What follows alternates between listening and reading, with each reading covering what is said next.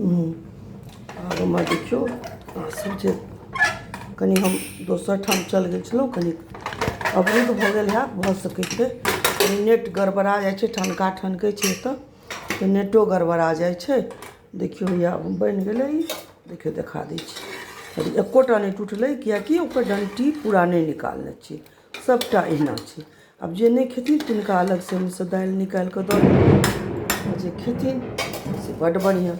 आब एकरा फेर छौंक देबै, छौंकबै सरिसो से तऽ बताइए देलहुँ, या करिया सरिसो, तेजपात, हींग। हम लोहाके करछुमे छौंकै छी, सब चीज तऽ करै छी दोसरमे, लेकिन छौंकै छी कोनो दालि तालि तऽ लोहेवला करछुमे छौंकै छी, किएकि लोहा जे छै से कनिक जरूरी होइ छै, लोहामे फायदामन्द होइ छै, तऽ फायदाके कारण और एकर स्वादो बढ़िआँ भऽ जाइ छै, अपूर्व लोहासँ।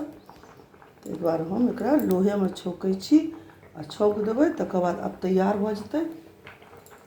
अहाँ सब इहो देख लिअ लास्ट, तहन अहाँ सब बनाउ आ खाउ, आ ओकर बाद हमरा ओकर रिजल्ट बतायब एहन लागल। लेकिन एक बेर फेर कहि दै छी जे जेकर नहीं अथी हुए, नीक लागैत हुए, से कनिक तेलमे ओकरा भूजि देबै।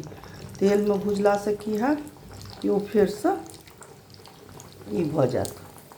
ताहि दुआरे देख अहाँ सब, ओना कटि गेल, हमरा नेट कटि गेल छलै, तऽ हम दुनू वीडियोके दऽ देब, अहाँ सब जोड़िके देख लेब, किएकि हमरा नेट कटि गेल छलै बीचमे, एकाएक ठनकाके कारण नेट कटि गेल छलै, तऽ क्षमा चाहै छी सबसँ, कनि नेट कटि गेल छलै।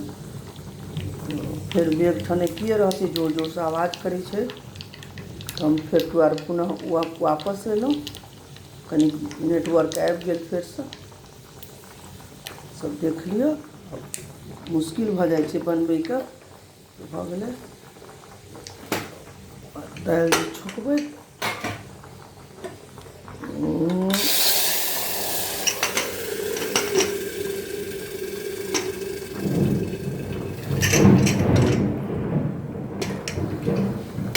देखू खाइ लए आब तैयार भऽ गेलै। आब अहाँ सबके मोन हुए तऽ हम हींग दै छियै, अहाँ सबके मोन हुए तऽ लहसुन दऽ सकै छियै, किछु आर जेना मोन हुए, जेना छौंकी अपन पसन्दके छौंकी।